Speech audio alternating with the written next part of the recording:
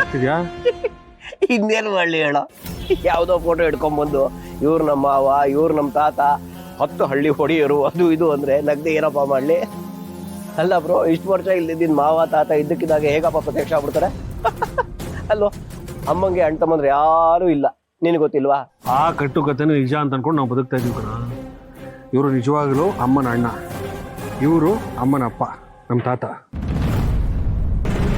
ನಮ್ಮಪ್ಪ ಈ ಮನೆ ಹುಡುಗಿ ಅಂದರೆ ನಮ್ಮಮ್ಮ ಇವರನ್ನು ಪ್ರೀತಿಸಿ ಮದುವೆಯಾಗಿ ಮನೆಯಿಂದ ಹೊರಗೆ ಬಂದ್ಬಿಟ್ರು. ಇದು ಇಷ್ಟ ಇಲ್ಲದೆ ಈ ಮನೆಯವರು ಅವರನ್ನ ದೂರ ಮಾಡಿದ್ರು. ಇದಕ್ಕೆ ಕಾರಣ ಯಾರು ಗೊತ್ತಾ? ನಮ್ಮಪ್ಪ. ಈ ಸಂಬಂಧ ಎಲ್ಲ ಹಾಳು ಮಾಡೋದಕ್ಕೆ ಕಾರಣನೇ ನಮ್ಮಪ್ಪ. ಇವ್ರು ಮಾಡಿ ತಪ್ಪಿಂದ ನಾವು ಪೈಸೆಗೂ ಅಲ್ದಾಡೋವಾಗಿದೆ. ನಿಜ ಹೇಳ್ತಾ ಇದೀಯಾ?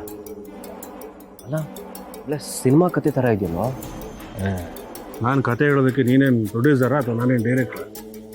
ನಾನು ಹೇಳ್ತಿರೋದು ನಿಜ ಕಣೋ. ಇವರೇ ನಮ್ಮ ಮಾವ, ಇವರೇ ನಮ್ಮ ತಾತ. ನಾನು ಹೇಳಿದ್ದೆಲ್ಲ ಸತ್ಯ ಕಣೋ. ನಾವು ಕೋಟ್ಯಾಧೀಶ್ವರರು, ನಂಬು.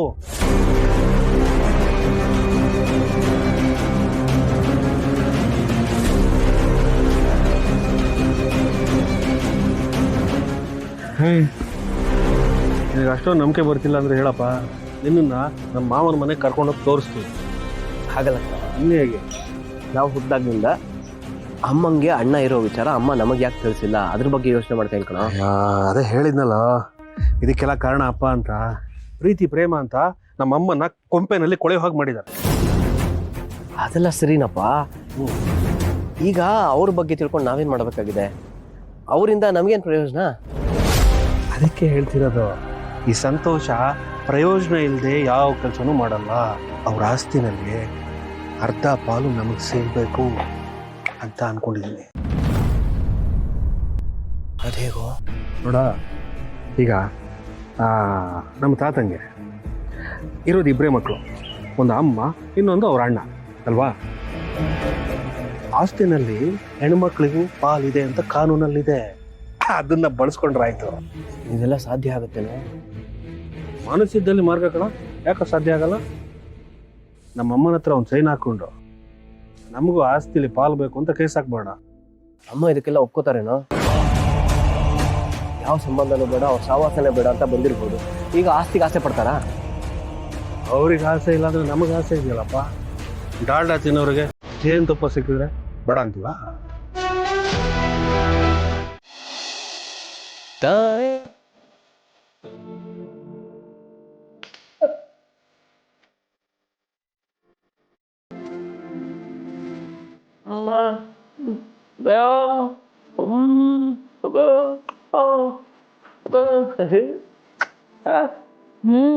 ಹೌದು ವೆಂಕಿ, ಆಪರೇಷನ್ ಮಾಡುವಾಗ ಅವಂಗೆ ಏನಾಯ್ತದೋ ಏನೋ ಅಂತ ಸಾನೇ ಭಯ ಆಗಿತ್ತು. ಆದ್ರೆ ಈಗ ಅವನ್ ಮುಖ ನೋಡ್ತಿದ್ರೆ ನನ್ಗೆ ಖುಷಿ ಆಯ್ತೈತೆ.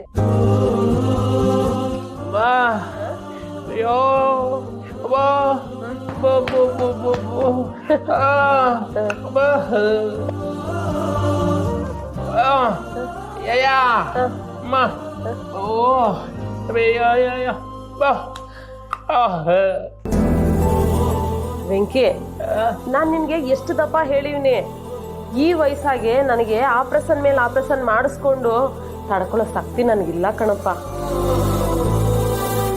ಅದಲ್ದೆ ಈಗ ನನಗೆ ಕಣ್ಣು ಬಂದು ತಾನೆ ಏನಾಗ್ಬೇಕಾಗದೆ ಹೇಳು?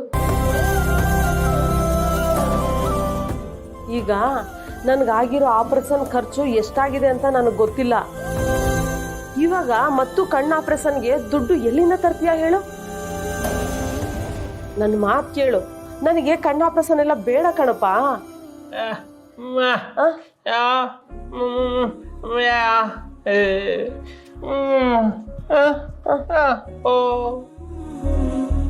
ನೋಡು, ಈಗಾಗ್ಲೇ ನೀನು ನನ್ನ ಆಟ ಆಪರೇಷನ್ಗೆ ಅಂತ ದುಡ್ಡು ತರಕ್ ಹೋಗ್ತೀನಿ ಅಂತ ಹೇಳಿ ಜೈಲ್ಗೆ ಹೋಗಿ ಬರೋಂಗಾಯ್ತು.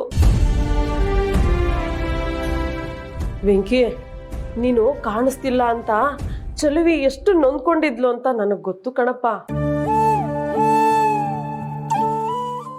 ಮತ್ತೆ ಇವಾಗ ನೀನ್ ದುಡ್ಡು ಹೊಂದ್ಸಕ್ಕೆ ಅಂತ ಹೋಗಿ ಏನಾರ ಹೆಚ್ಚು ಕಮ್ಮಿ ಆದ್ರೆ ನಮ್ ಗತಿ ಏನಪ್ಪ? ನೀನೇ ಹೇಳು ವೆಂಕಿ. ಈಗಿನ ಕಾಲದಾಗೆ ಎಲ್ಲ ಸರಿ ಇದ್ರೂ ಯಾಮಾರಿಸುವಂಥವ್ರು ತುಂಬ ಜನ ಇರ್ತಾರೆ. ಅಂಥದ್ರಾಗೆ ನಿನ್ನ ಮನಸ್ಸು ಮಗುವಿನಂಥ ಮನಸ್ಸು, ನಿನಗೆ ಯಾರಾದರೂ ಯಾಮಾರಿಸ್ತಾರೇನೋ ಅಂತ ನನಗೆ ದಿಗ್ಲಾಗ್ತಾ ಇದೆ ವೆಂಕಿ. ಅದಕ್ಕೆ ವೆಂಕಿ, ನೀನು ನನಗೆ ಕಣ್ಣು ಆಪ್ರೇಷನ್ ಮಾಡಿಸ್ದೇ ಇದ್ರೂ ಪರವಾಗಿಲ್ಲ, ನೀನು ನಮ್ಮ ಚಲ್ವಿನ ನೋಡಿಕೊಂಡು ನಮ್ಮ ಮುಂದೆ ಹಿಂಗೆ ಇದ್ಬಿಡಪ್ಪ, ನನಗಷ್ಟೇ ಸಾಕು. ವೆಂಕಿ, ಹೌದು ವೆಂಕಿ, ಈ ಸತಿ ಏನೋ ನೀನು ಚಿತ್ರದುರ್ಗದಲ್ಲಿ ಕೆಲಸ ಮಾಡ್ತಿದ್ಯಾ ಅಂತ ಪ್ರಕಾಶ್ ಅಣ್ಣ ಸ್ವಲ್ಪ ದುಡ್ಡು ತಂದು ಕೊಟ್ರು. ಆಮೇಲೆ ಆಸ್ಪತ್ರೆಯಲ್ಲಿ ಬೇರೆ ಯಾರೋ ಬಿಲ್ ಕಟ್ಟಿದ್ರು. ಅದರಿಂದ ಅವನ ಆಪ್ರೇಷನ್ ಹೆಂಗೋ ಆಗೋಯ್ತು. ಈ ಕಣ್ಣು ಆಪ್ರೇಷನ್ಗೂ ದುಡ್ಡು ಅಂದರೆ ಏನು ಮಾಡೋದು?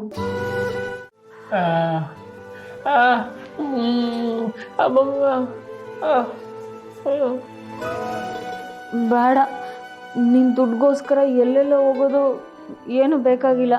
ನೋಡು, ನಾವಿಬ್ಬರು ಒಟ್ಟಿಗೆ ದುಡಿಯೋಣ, ಒಟ್ಟಿಗೆ ಕಣ್ಣು ಆಪ್ರೇಷನ್ಗೆ ದುಡ್ಡು ಏನು ಬೇಕೋ ಅದಿಬ್ಬರು ಒಟ್ಟಿಗೆ ಹೊಂದ್ಸೋಣ. ನೀನೆಲ್ಲೂ ಹೋಗ್ಬೇಡ, ನನ್ನ ಜೊತೆನೇ ಇರು. ಹೌದಪ್ಪ ವೆಂಕಿ, ನೀನು ಚಲ್ವಿ ಮಾತು ಕೇಳು. ದುಡ್ಡು ಅನ್ನೋದು ಮನುಷ್ಯನ್ನ ಯಾವ ದಾರಿಗೆ ಬೇಕಾದರೂ ಕರ್ಕೊಂಡು ಹೋಗ್ಬಿಡುತ್ತೆ. ನಿನ್ನ ಕೈ ಮುಗಿದು ಬೇಡ್ಕತ್ತೀನಿ ವೆಂಕಿ, ನೀನು ದುಡ್ಡಿನ ಹಿಂದೆ ಮಾತ್ರ ಹೋಗ್ಬೇಡ ಕಣಪ್ಪ. ವೆಂಕಿ, ನಾನು ನಿನ್ನ ಅವತ್ತಿಂದ ಕೇಳ್ತಿದ್ದೀನಿ, ನೀನು ಈ ಕೇಸ್ ಒಳಗಡೆ ಎಲ್ಲ ಹೆಂಗೆ ಸಿಗಾಕೊಂಡೆ ಅಂತ. ಆದರೆ ನೀನು ಏನು ಹೇಳ್ತಾ ಇಲ್ಲ. ನೋಡು, ಇವತ್ತು ಹೇಳಲೇಬೇಕು, ಇದ್ರೊಳಗಡೆ ಎಲ್ಲ ಹೆಂಗೆ ಸಿಕ್ಕಾಕೊಂಡೆ? ವೆಂಕಿ, ನಮ್ಮ ಚಲ್ವಿ ಕೇಳ್ತಿದ್ದಾಳಲ್ಲ, ಹೇಳು.